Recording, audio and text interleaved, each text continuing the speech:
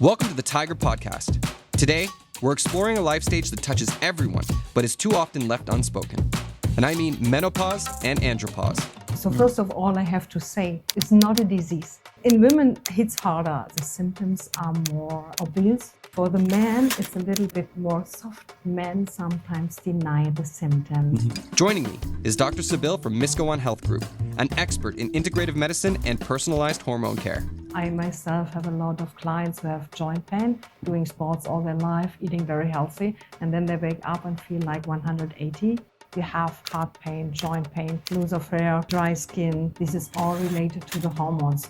Does this have any impact on long-term health for men? There was one study, this was in the 90s, was like there's more danger from hormones than benefits. Today we are totally different with the hormones, and what we know is it's more protecting, it's more benefit, because the hormones protect so much. So that's why it's good to have a good replacement therapy.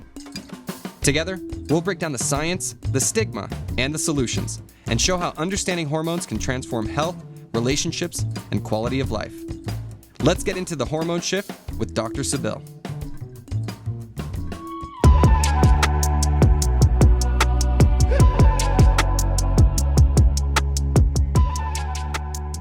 Our first topic today, I wanted to talk about, gynecologist, right? Yes. So menopause is going to be something you deal with a lot, but also andropause. We will also talk about men and andropause. See, I am ashamed to know. I'm getting to that point, and I don't really know much about it. So why do you think these things, for example, I didn't know what is andropause. Why are we uncomfortable to talk about these things, do you think? It's still a taboo theme. So first of all, I have to say, andropause and menopause is not a disease. We all go through it. And let's say at the end of the 40s, it starts really. And everybody is thinking like when you have a menopause, like for women, you're becoming old. You'll be getting wrinkles, gray hair, no fertility anymore, everything. You see like this old women. I'm 52, I feel not like this, I can say. Yeah. So, but this is why there's no really awareness about it. You just put them into one corner. These are old women, and maybe also a little bit the men, but for this we come up later. So it's really important. This is not a disease. It starts at the middle of the life. We're becoming maybe the same years. So it's just a half of our life. So the rest of half of our life, it will be in postmenopause. So that's why it's so important to talk about it. And that's why it's so important to break the taboo. Yeah, it's interesting to understand. Silly question. Why is it menopause for women and not for men? That makes no sense to me. I'm no doctor, but no. yes. For the menopause, it's so in women, it's harder. They really crash down with all the hormones because the ovaries stops their function. And the symptoms, every woman will get those symptoms. It's really like you can measure it. So it's like a crash down, you're putting the light on and out. For the man, it's a little bit more soft. It's like a dimmer. You will use at the end, it will start at the beginning of the 40s, lose the production of testosterone, or your testosterone levels become a little bit more or less. Yeah. So, but maybe you will never get any symptoms of this. So it's not like an andropause, it's maybe also not the right name. It's like a hypergonadism. This is really specific medical term, but the testes producing less testosterone. Yeah. And in women, it crashes really hard because the ovaries stop their work. This is that's a like you said, a light switch. I do remember some of the women in my life. Hi, Mom. I've gone through this, and it can be a tough ride for some people to get through, but I think we'll get into how we can approach this a little bit later. First thing I do want to ask, we're here in Thailand. Are there different cultural attitudes from local Thai culture, do you think, compared to the West and how we approach this? in Thailand or in whole Asia, I think it's a little bit more silent and more soft. So the elderly, I think, are really more respected here than in the Western world. But nobody is really talking about the hormones and all the effects like libido down or something. Yeah, so it's more in the privacy. The Western world becoming very loud for luck at the moment. So also celebrities like Oprah, Obama, Michelle Obama talking about it. So it's become very loud, and it's more focused now. So this is really a different what I get to know. That's interesting to see that it takes some leadership sometimes in order to help to break these taboos and make it part of the conversation. Do you see men and women approaching this stage of life differently? Yes. How so? Women are more, so they are now more aware, and as I said, the symptoms are more obvious, so they have to cope with. Men sometimes deny the symptoms, and it's like getting more fatigue. Talk about this later, but losing muscle mass or something like this. So, and then it's more easier, I said it from the beginning, for men they can compensate really like with big cars, big business, and it's like this. And women struggle because they lose, maybe they have kids, family, all this. In the second part of life, it's the kids are out of house, they are no more fertile or anything, so they maybe have to focus or cannot focus like men on their business when they're not businesswoman or something. Yeah, so this is very different. And as women, you get these with mood wings or something. You come again in the corner like crazy old women, to say it like this. Cat ladies. And, yeah, something like this. And in men, it's like okay. Yeah. Well, so it's. I guess it's the way that society sort of looks at this is what men and women are responding to when they make those when they start approaching this phase of life. I guess just quick question on that. Do you think it will change in the future? I hope so. I hope so. And I think it because it's in the 90s, there were these studies and the hormone replacement therapy for women come in a really bad light. But this is, we can talk about this also later. But it's a big, and then the market for the pharmacists crashed down. But I think there is so much you can do about it, awareness. But of course, it's also a big thing for the pharmacists, men and women, to find good products, good help in any way. So it will come back. So yeah, more conversation, better solutions on the way. Yes. Yeah. Cool. And we're becoming older, so that's why we have to cope with it. Yeah. And more women are in the business field, so that's why you have to cope with it. Yeah, ignoring it is not going to change the reality of it. So it's, but it's fun because, for example, in the UK, they have now menopause policy. Santander Bank have it, and it's really great. More awareness, or like simple things like little fans when you get a hot flash on your table. So this is becoming much more. That's wonderful. Having a little more sensitivity to it makes it easier to deal with, I guess. Yeah. Well, let's dive into it a little bit. Hormones 101. What exactly is happening with the female hormones during menopause? To make it first simple, our ovaries next to the uterus producing hormones our lifetime when we can get children. But it starts already at the end or middle of the 30s. They slow down their work. So most of the women doesn't feel it because nobody talks about it or is aware about it, but maybe you become more fatigued. Maybe you get an irregular cycle. This is called the premenopause. And then you have the perimenopause. This is a really big thing where all these shifts started. This can start in the end of the 40s, middle of the 50s. And then you get all these symptoms with the hormones when the ovaries shut down. The cycle become very irregular. You get the hot flushes. You get mood wings. This is not so nice because everybody calls you crazy maybe. You get less efficiency with working, but it affects the whole body. So it's also things you cannot feel for your heart health, brain health, bone health. So this is what happened. And then the work of the ovaries stopped totally, and then you come into postmenopause. This is when your body adapts to these changes. But the really difficult time is the perimenopause, when all these changes started, and that's where we have to focus now, because all what happened to the body, hormones are so healthy, so that's why it's good to have a good replacement therapy. In men, as I told you, it's a little bit the same, but the testes never stop working. So you always have testosterone. Don't be worried. Cool. But it's becoming less over the years. That's why men lose muscles. Mm-hmm.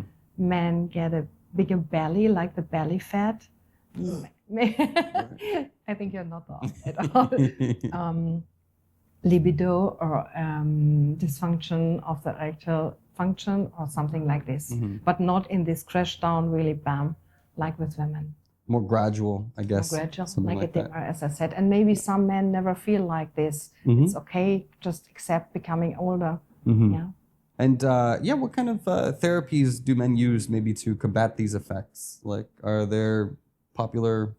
Of course, what you can do is the same with women. What we do later is you're losing when we're becoming older. We need to change a little bit the diet, go more for proteins, then less carbs and everything, more veggies, to build muscles. And of course, sports is always good. You have the cardio sport, but you also have this really muscle work.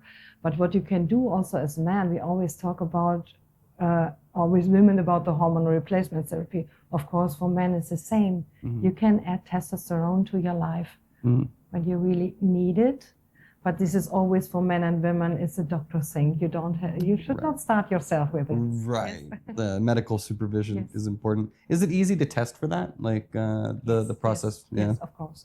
Also in men, you can, first of all, it's really to talk with women and men. As a doctor, it's your responsibility to talk about symptoms, also when they're not super obvious, about underlying disease or something. This is super important. But then, of course, you can measure in the blood.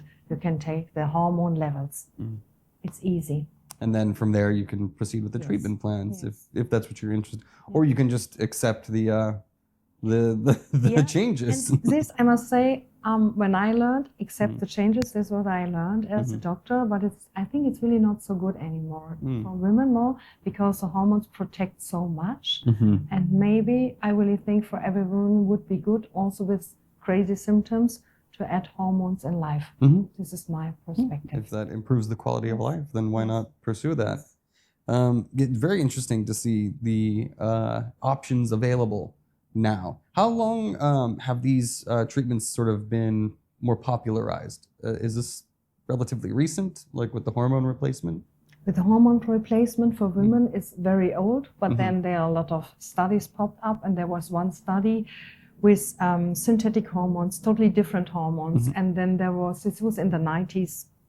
And sadly, from the results was like, there's more danger from hormones than benefits. And then the world runs crazy. That's when everything crashed down. Today, we are totally different with the hormones. It's more bioidentical hormones. It's from, for example, from the yam root. It's plant-based. And there you can extract the chemicals and have the same structure as the real hormones. So we are now totally different. And what we know, it's more protecting, it's more benefit than any risk. Yeah, I will say, I guess the way that I remember it being talked about growing up, hormones, like you said, teenagers, hormones, it makes them crazy. And I guess that association makes people a little more nervous when they shouldn't be. Everybody, I think, from hormones with women, oh my God, breast cancer. But this is not true like this. Of course, you always, as I said, when you start with hormones, you should check your body, men and women. But no good placed hormone replacement therapy will make a cancer.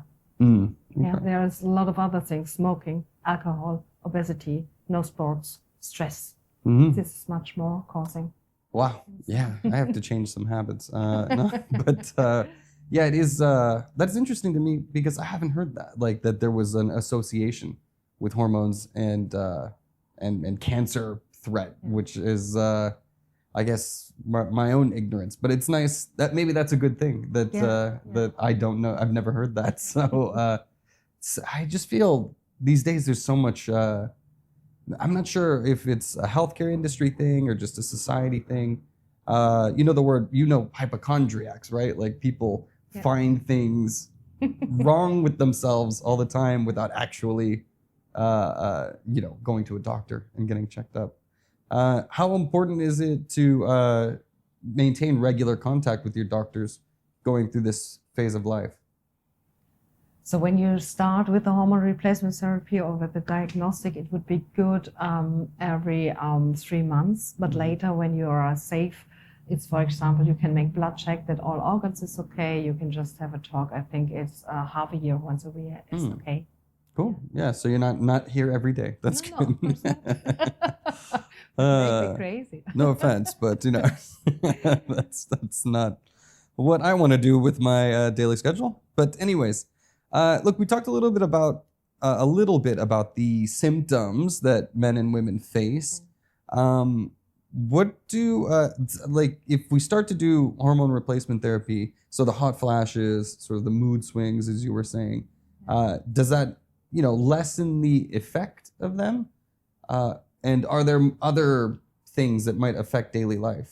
Yes, absolutely. Those the common symptoms, hot flashes and mood swings. You put menopause like hot flashes and mood swings, but this is not all. There are so many other symptoms, like joint pain coming from one day to the other, heart pain. There's a super example, Oprah Winfrey.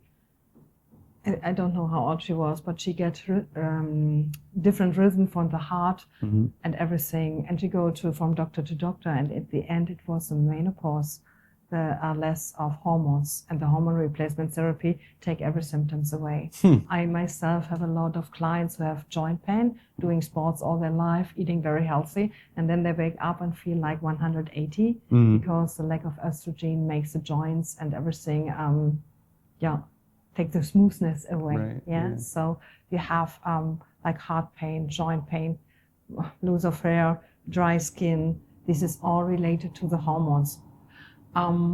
The bad thing is when women have totally different symptoms, like you compare or you think about menopause, they run from doctor to doctor, like for orthopedics, cardiologists or something. This is very frustrating when it's the lack of hormones. Of course, or the other way here, I have to say, you have to check this too. You cannot say to everybody, oh, it's just the hormones. So it's really, it have to be more connected with all doctors when you talk with women in the beginning of the 40s or the 50s when they could be in perimenopause. Yeah, so communication between your health experts is important, I guess, especially because, if you are experiencing many symptoms, you might think, go to one doctor for one area, but it could be a more holistic problem with an easier solution even. Very cool.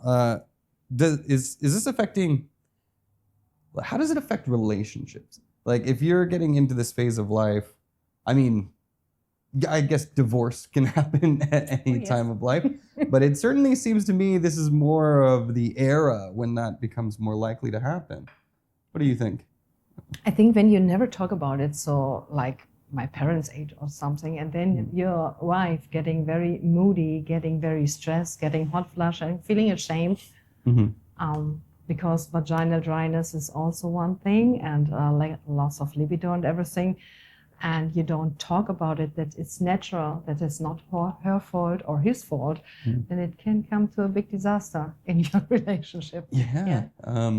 Certainly I've seen that where there might be some underlying problems, and it could be with yourself, but then you end up lashing out on maybe the people close to you, and it creates a negative feedback loop, I think.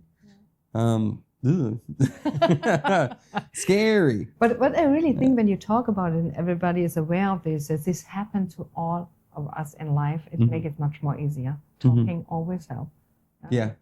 Communication is key, not just with your doctors, with your loved ones too. I think that's good. Well, we talked a bit about the women's symptoms and how they can be addressed a little bit. And we talked a little bit about men, but I want to dive into more of this newfound concept for me of andropause. And so we've talked about lower testosterone. Yes. How does that manifest itself? Like you become more fatigued. What else? You can, as in women, it's maybe your brain function is a little bit less for your loss of memory, or always feeling fatigue, or running into a room, forget what you really want. So this is in both, but this is, of course, can be a loss of testosterone. I think the biggest thing is a loss of libido and the muscle mass. Losing the muscle mass, and you cannot always compensate it compensated just with proteins and sports. So maybe there is a point. I also have male clients also when I go to gynecologist. So with the injection or also cream or like a plaster of testosterone, it helps a lot. People becoming more alert, or not people, men of course, more efficiency in sports again. And when you do it in a good way with your doctor, it will not harm you. It will not make you aggressive. This is also one thing. Everybody thinks, oh my God, testosterone came, then the male, it's not like this. Yeah, but it really helps because also the belly fat is, in our fat, men also have estrogens and women also have testosterone. But when the testosterone goes down in men, in our underskin fat, it also can make it more or less the testosterone in men because belly fat produces different thing than it should, yeah? So you can help with this. But I always have to say, men are not in this, it's more better with men. There's not such a big symptom. Right, yeah. Well, it is beginning to explain a lot about my current situation. So I'm very, very happy to learn right now. And you said loss of libido. So is that so? That's still just fixed with the like a hormone replacement therapy could help with that, or is there? There, of course, is a big field. Right. Dysfunction, but of course it can help. Not really with the dysfunction, maybe. So you have to check, but with these feelings about it, yeah. When you lose your libido and just maybe you can push it again. Got you. Okay. For your relationship. And that exactly could be a reason why some people get out of relationships. There might be a little lacking in the bedroom, but that's. I think it's interesting that there are these solutions now, so you don't have to just accept that. And like we said, some people can accept this, but to have the option to choose what you want to do for yourself. I always talk about the belly fat, but of course it's super important. The older we become, less alcohol. Beer, wine, most horrible belly fat producers for smoking and everything. Yeah. So I think our body. I don't know the English word, but you can do more things wrong when you are younger, and the body compensate. It's fine. But the older we become, we have to change. Not only, we cannot repair everything with testosterone injection, estrogen, and everything. Yeah. Of course, we have to change our lifestyle too. No mere magic wands to be waved. We have to invest in our own health too.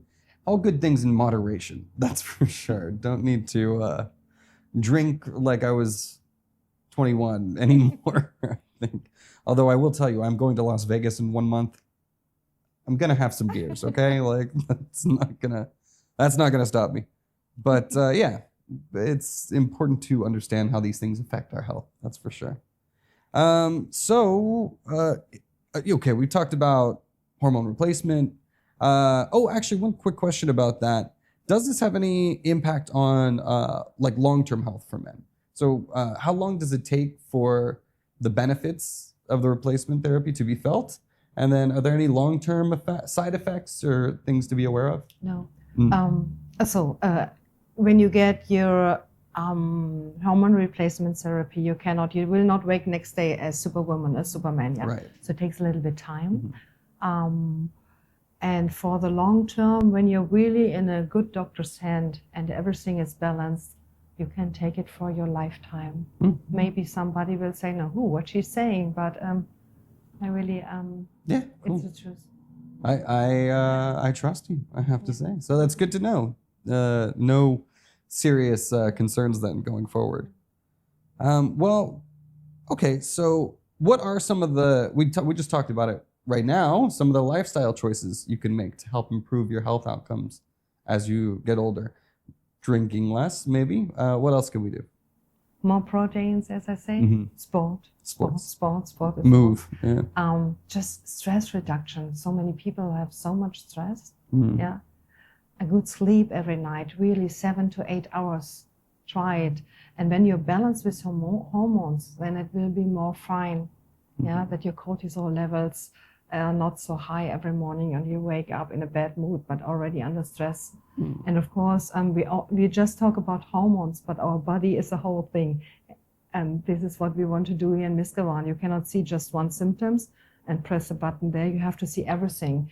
So when you don't need hormone replacement therapy, you always should do a good blood work, talking with the doctor about everything, because every cell in our body needs special ingredients, and they run out with stress, running out in lifetime, vitamins, minerals, everything. You can check this all, and then you can make a good bunch of everything, not only the hormone replacement therapy, like the vitamin D level. Here in Bangkok, everybody's stuck in the room. Maybe the vitamin D levels from everybody is much too low, and this affects also the hormones, and this affects your whole well-being, just as an example. But this is always good to check everything. If your body is in a good mood, every cell is in nutrition, everything is fine. Yeah, you're going to feel different. I remember recently I started taking more like multivitamin supplements and like different times of day. It was like I regimented it. And I noticed it like within the first month. I was like, oh my God, I just feel better all of a sudden. So and this was done. I was doing another health clinic and they had done a run on me like, okay, you're a little low on this vitamin. And it's so easy. It's no fantasy or no hocus pocus. It's so easy to. I think that's the problem is people see it as like, all right, it's just deteriorating. I don't need to see a doctor really. It's just like, so just I'm getting older. And then, as soon as you do something about it and you feel the difference, you're like, okay, why did I wait so long? It was also the same thing with glasses. I didn't think I needed glasses for a long time. And then I went, fine, I'll get my eyes checked. I'm like, oh, yeah. I could have been seeing that movie clearly for the last 5 years or whatever. So, it's, I think to understand you don't know all of the answers, there are experts that can help you to find the solutions to your problems. Cool. So, for hormonal health, you're talking about sport. We need weightlifting as well, right? There's strength training and cardio. Yes. Are there any recommendations about what is more beneficial in terms of exercise than things that might waste your time? Like really long distance running might not be best suited for some people. But so I'm the same. I just do a 15-minute program every day. So I do a lot of stretching. You can do yoga. I don't like yoga so much. I different stretching, but I do every day a 3-minute plank for my core, and just like this intensive, just for 5 minutes, really hard with weights. So I'm finished after 30 minutes, and that's enough. I don't have more time for this. But it's daily, right? It's daily. Daily, yeah. No, I have one Sunday not. Cheat day. There you go. Yeah. But I think you can integrate it because it's so simple. Yeah. So, and I'm not in a gym. I'm doing this at home. So now it's like teeth brushing in the morning because it goes very quick and I feel better. Right. Yeah. It's just getting your reps in. But I can understand because a lot of people asking. I have for my lifestyle. For my private life, no time to go for 1 hour in the gym. I'm not the one running for, no. You have to be fast and quick. Yeah, you can just do it at home, like you said, like brushing your teeth, just part of the routine. But I guess it doesn't matter so much what you were doing as long as you are doing something, right? Yeah. So good to know. Because, I started doing boxing lately with my girlfriend, and I kind of regret that because now if I get in trouble, like... She knows the combo. But it's great. We go for like an hour and a half, and it's, we jump rope, then we do training exercises, strength. Perfect. Yeah, exactly. So, good to know. I got to make sure that she doesn't have any cause to use her new skills. Yeah. Cool. So, we'll talk about diet a little bit. Are there things that really should be avoided? We talked about alcohol, but more proteins, more veggies, you said. Yeah. What should we not eat? Sugar, refined sugar and everything. But honestly, this is not only about age. We all eat not good. Yeah. So more natural veggies, proteins. If you eat meat and fish, and but don't eat chocolate. Don't eat cakes. Don't eat or just... How about in moderation? Come on, don't take all of my chocolate. But also the soft drinks. It's really, and I drink a lot when I was younger, but it starts, as I said, when you're young. When you're old with a healthy diet and sports, it's not too late, but you should start earlier. I do want everyone to know I am drinking green tea here. Hello, I'm just drinking water. This fits in the diet, right, though? I think it's okay. No, I don't want to take anything away, but you can have also a super cookie, not from pure sugar and everything. Yeah, so it's a worldwide problem, really. Yes. But this is now a different topic. Right. Well, I come from America. It's a big issue, and many of our viewers are from there. And we get used to the water we are swimming in, right? It's just part of the everyday diet, and we can see it on Americans in a lot of ways. So, what about, quick question, because we're in Thailand, how about spicy foods? Do spicy foods have any impact at all? Honestly, I don't know, no. And I don't eat spicy, just a little bit, but no, I think it's super fine for everybody Totally who likes fine, spicy, right? eat spicy. Yeah, I always think about that, because some people say, they have digestive problems, that they eat something too spicy. It's never happened for me. I don't know, right? Maybe this is more individual, but good to know. Sorry, we're in Thailand. People want to know about that. Cool. So we talked a little bit about sleep and stress management. So sleep 7-8 hours, right? But for stress management, how do you that's such an easy thing to say, right? Manage your stress. What are some good steps to manage that? Because we're busy, right? If we have to work a lot, sometimes we don't always like work, and sometimes we come home, it's hard to turn off what's bothering us. So what are some ways we can address this? Of course, the big word is always meditation. I cannot meditate, or I cannot do a quiet meditation. So I do. There are some other good apps. You can do a thinking meditation, for example. Go through your, or when you just recognize that you are stressed. This is always the first point. A lot of people don't see it.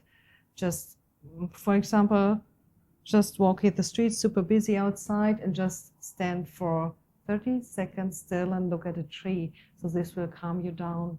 Put really your phone in the night from 8 o'clock. I had to do it because I always on social media, and then I go to bed, put it in somewhere at 8 to bed. So there's a lot of big things like meditation, go to a yoga retreat, but I think everybody talking about it, but nobody maybe can really do it like me. So when you first recognize that you are stressed, it's the first point.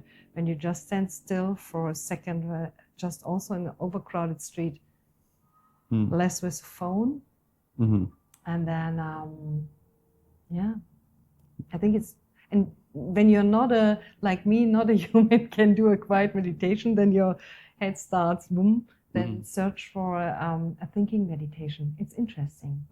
Really interesting. Well, I love the take, because I very ADHD. Like I'm very I need stimulus all the time. Yes. And this is something I learned from a roommate a long time ago. He said, I read something, now when I'm on the bus or on the metro, or if you're in Bangkok, you take the bike, something like that, I don't put in my headphones. Yeah. I don't look at my phone. I just sort of sit there, and there is some stimulus, like you're on a bus, there's something moving around, but it's passive, and then your brain starts to just filter through whatever the thoughts are, and then you're like, okay.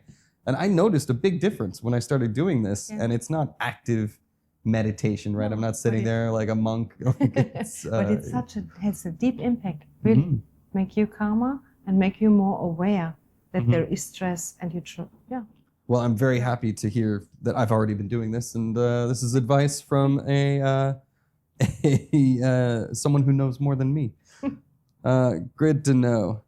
Cool. Yeah, stress management that's difficult for everybody, but these little steps, and again, like doing sports helps with that too, right? Like exercise helps with that, and I think also maybe a social life too, making sure that you make time for your friends and family. Very important aspect. Unless, of course, you are having mood swings and they don't want to see you. That's where the hormone replacement can help. So, okay, when should women consider HRT? And how personalized is the treatment? Super personalized. And I said it at the beginning, the premenopause starts already at the end of the 30s. Then you should not start. Yeah, but with the perimenopause, a lot of women start when the last period already runs out for a year or something. But you can already start when you still have your period, and we get those symptoms, different symptoms than hot flushes. Body aching, bad sleep it's also a big topic. And then just talk with the doctor, and you can start in the middle of the 40s. And we know now, when I start studying medicine, we don't know about this, that it's more protecting you from diseases when you're becoming older and all these things when you start early as possible. There's this golden window, it's called, like, in the middle of the 40s, end of the 40s, in the perimenopause. And but of course, always together with the doctor, always personalized. You cannot give everybody the same amount, and with hormones, it's always a little bit like a game. And then you really need specialists or somebody who really knows about it, who say, okay, take a little bit less, take a little bit more, or whatever. Okay, so a little bit of trial and error. And men can start a little bit later. They just, if they really need it, if they really need it. So with the testosterone, as I said, it will never stop completely work as the ovaries. So maybe when you feel like a man, something changed, but I don't change my lifestyle, or very healthy, and I always feel fatigue, and I go making sports all the time, heavy weights, and my muscles just go, then of course to talk to a doctor, and then you can do a replacement therapy when it's the right thing for you. Yeah. Quick question for a friend. Could that be starting at 37 years old? Yes. Oh, God. All right. Here we go. For a friend? Yeah.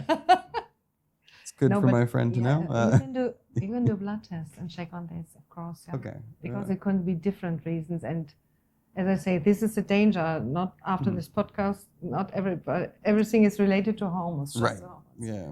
There could be other factors as well. Are there any other...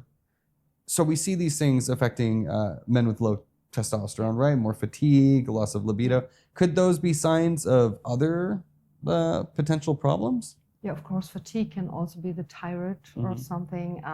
Also, a heart disease can make you fatigue, something like this. And when you have joint pains, of course, it can be really an arthritis, rheumatoid disease or something. When you have a bad rhythm from your heart or a heart pain, of course, it can be really a heart disease, not loss of hormones. You have to check this. Yeah, okay. Yeah, so not... And that's why it's always good not only testing the hormones, testing everything with a good blood work. Good blood work, yeah. I guess that's why we have medical professionals, isn't it? Yeah. let you do the readings. I'll save the tarot cards for my psychic. Here's a weird trend. Self-medication. Sorry. So when you use a multivitamin preparation without asking a doctor, it will not harm you, because in this there's really less dosages, of course. But as starting hormone replacement therapy, and I know in Thailand it's much more easier than I know from Germany to get something, or you are in a sports gym and somebody give you taking the testosterone or something, I would not do this. Of course, I cannot make any recommendation on this, So it's always better to talk with somebody who knows about it. You have a blood work, you talk about your symptoms, and then you can go really in details, not about the hormones, also about the vitamins. And you will have a benefit, definitely. Well, it's just shocking to me that people would think that they know what they're doing enough to do this. Yeah. Yes, because you can harm yourself, like a liver or anything, from the high hormones dosages. Right. And it's horrible. Well, it's just so strange to me, because, if we talk about mental health issues, and of course, maybe we should talk a little bit about how this affects mental health as well, because many people self-medicate to address that, right? Whether that's through alcohol abuse or other things. That one, at least, I guess, makes a little more sense to me, because mental health is another subject that has been a little taboo in our society, especially in Asia, as we've talked about too. But I just...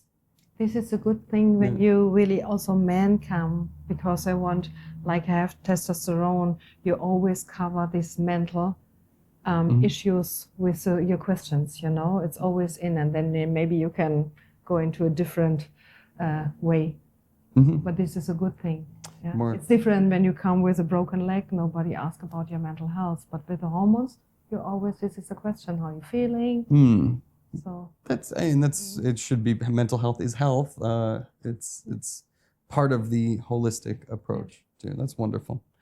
Cool, Larry. Well, we've talked a lot about HRT. What are some other treatments that are available today? Maybe like newer treatments, IV treatments, regenerative medicine.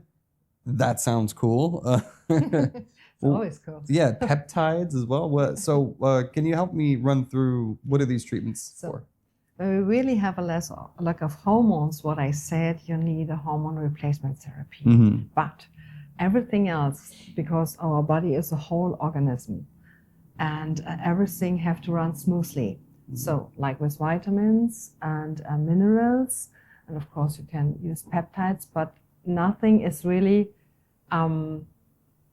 directly connected to your hormone receptors in the body. Yeah, so there is no therapy at the moment as an alternative, a pure alternative to higher your estrogen levels. Yeah, but everything else what you're using can make it much better.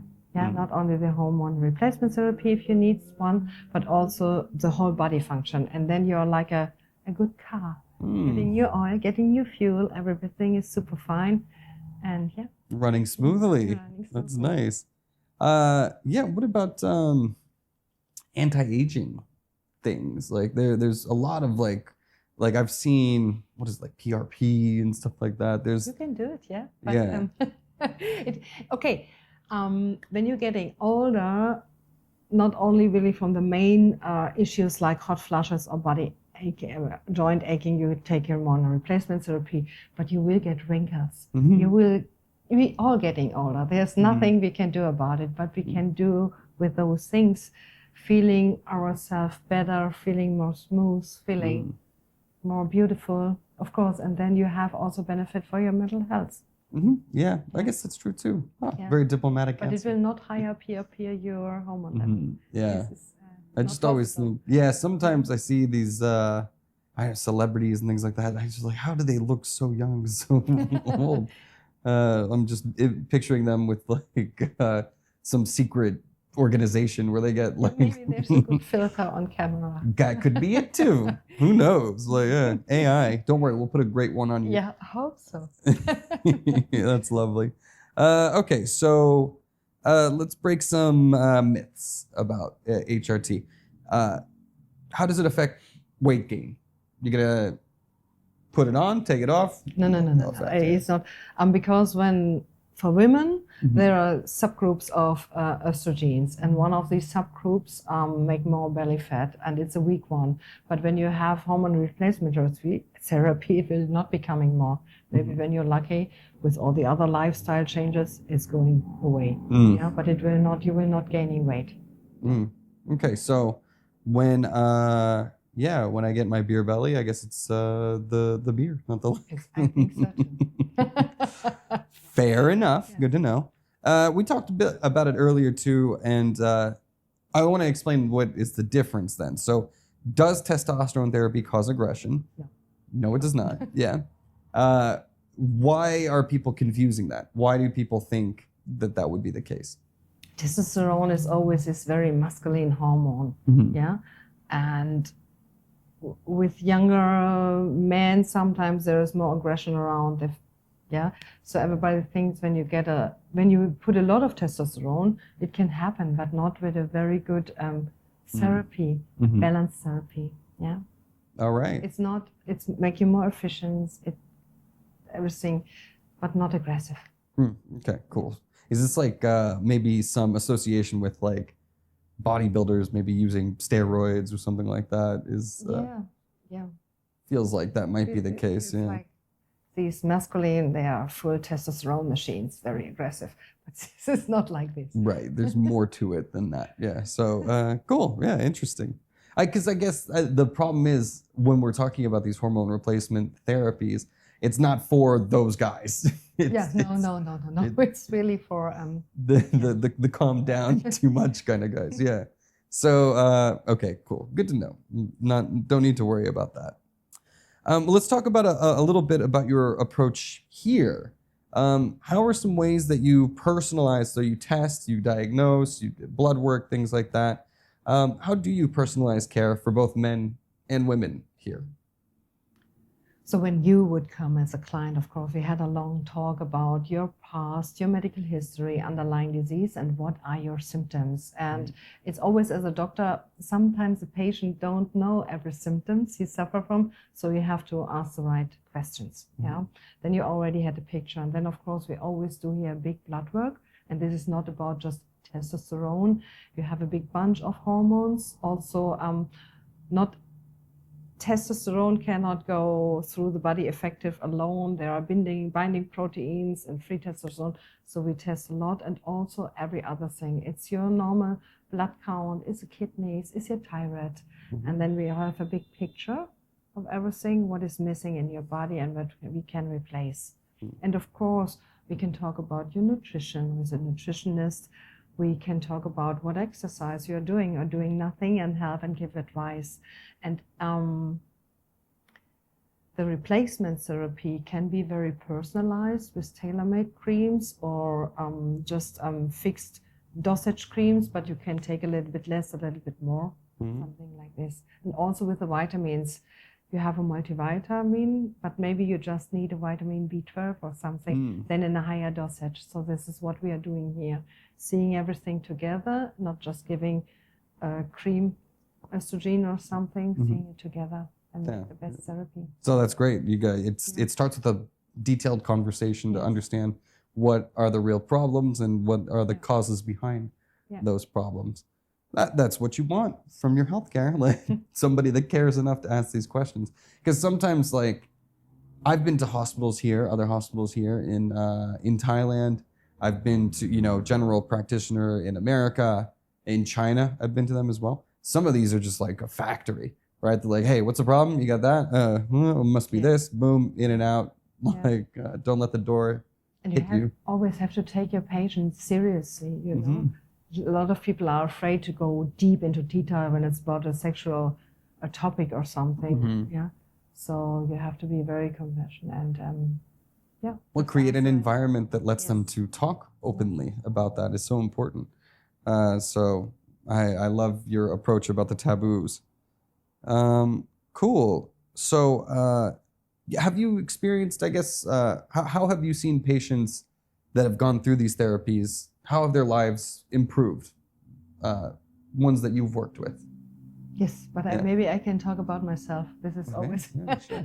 So as I said, I'm 52, and when I come to Miskawaan, I was always like, it was okay, but I felt like more fatigue,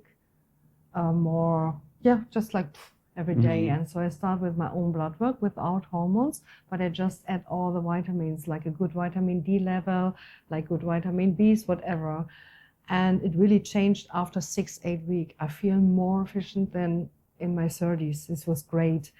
And when it first started with some problems, I have this joint pain, horrible, but with my hormone replacement therapy, now it's gone. So I have a combined therapy with hormone replacement therapy, vitamins, minerals, and I really feel good. I can say this. And it's not like really, I'm not taking this and I say, hey, it's a smooth running effect. You feel it, have better sleep. It's fantastic. Yeah, I guess if it works, it works. I gotta say, well, that's really cool too, and that you believe in it in it so much that you're doing it yourself. So it's really interesting. Cool. So, all right, have a conversation with your younger self. Now, at your age, what would you say to your younger self in order to do something different to prepare for this part of your life?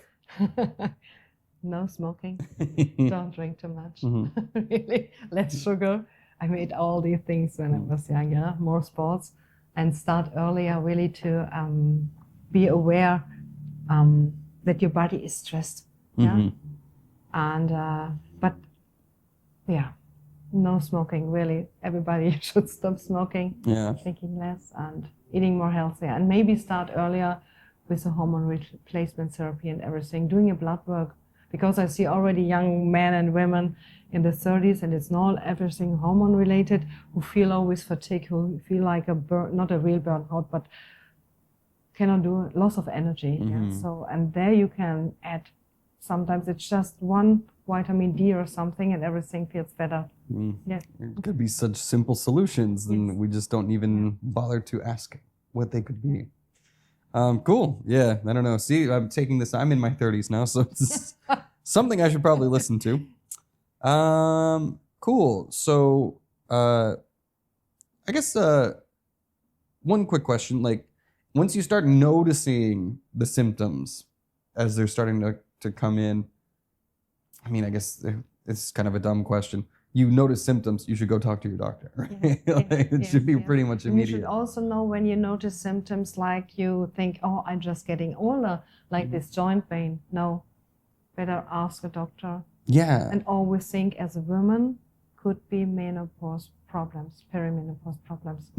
Yeah, so it's easy to solve them with a hormone replacement therapy. Right, I think that's the point, right? It's like so many people just accept, well, I don't know, you just can't do it as much, and could be a very simple solution.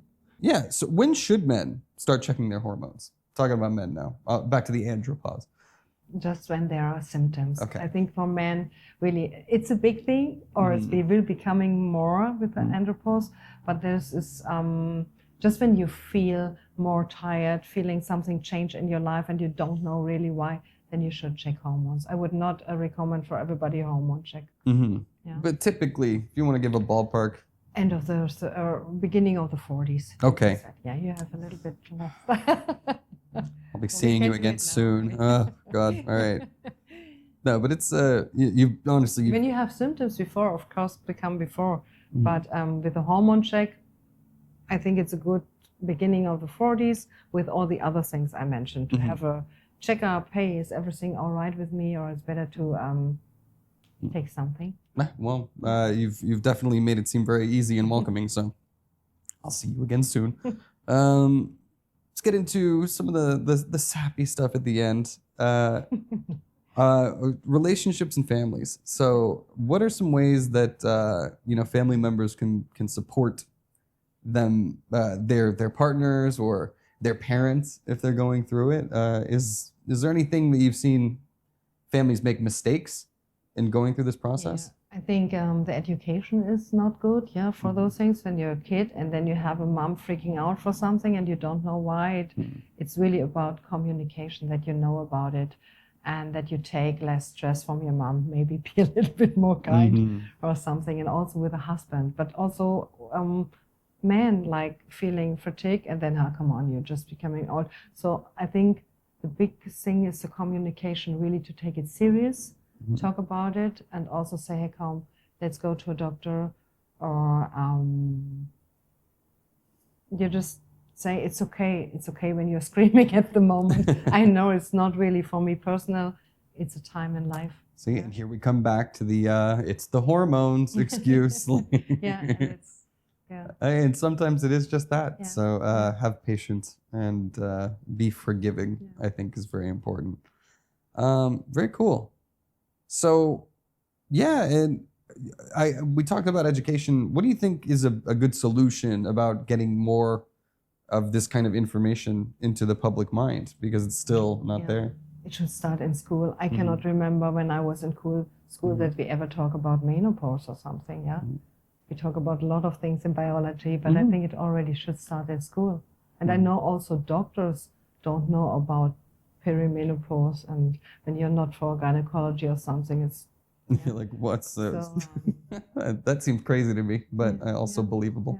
Yeah. But of course, like I said at the beginning, the UK is now really in front with these menopause policies, that there's awareness event or something. Yeah, so awareness events and just more sensitivity from society, I guess, and maybe leadership, people coming out and being open and expressing about it.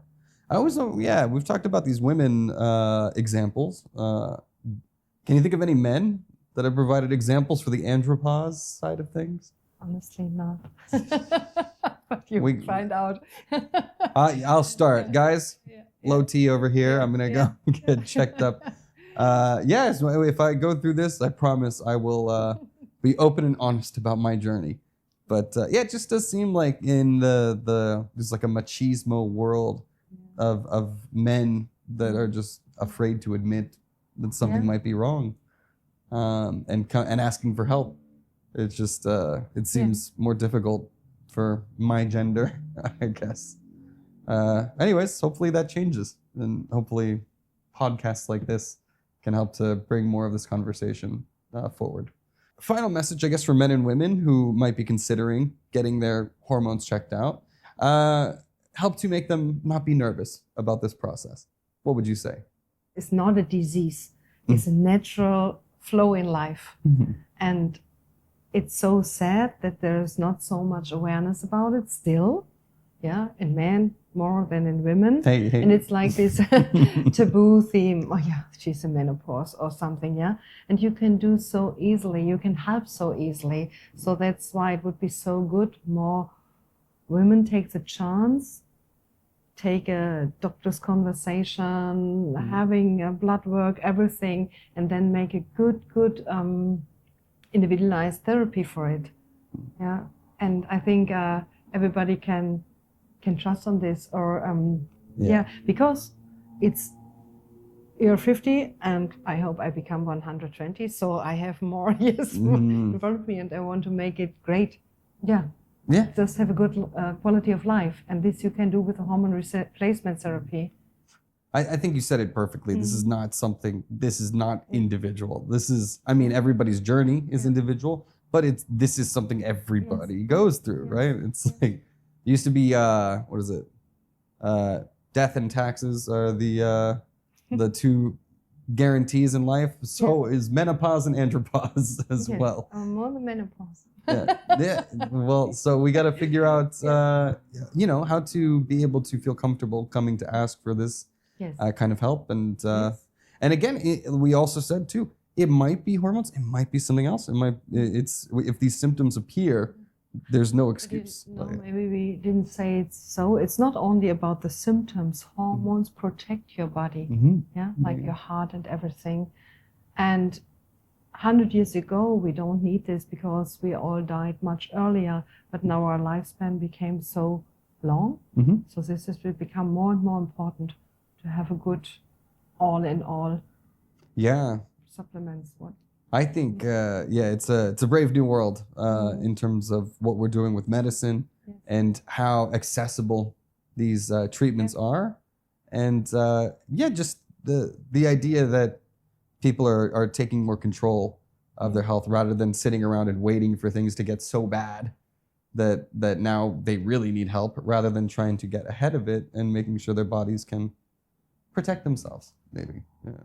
Hormones. I've learned a lot today. Well, doctor, are there any final thoughts you would like to say before we get out of here? I think I said already, it's not a disease, and don't be afraid, really. So I'm feeling great. I think I'm then a good example, and just. You seem like you're doing great, I have to say. So that's a very good endorsement. Well, I guess we'll wrap it up there. Dr. Sybille, thank you so much. Thank you, Alex, for having us here today. I want to say thank you to Miskawaan Clinic for hosting us and teaching me so much about something that will be affecting me eventually in this life. And now I know where to go if I have any more questions. So thank you so much for your time. And hopefully we'll see you again soon. Thank you. Thank you, guys. Bye, everybody. All right, we're good.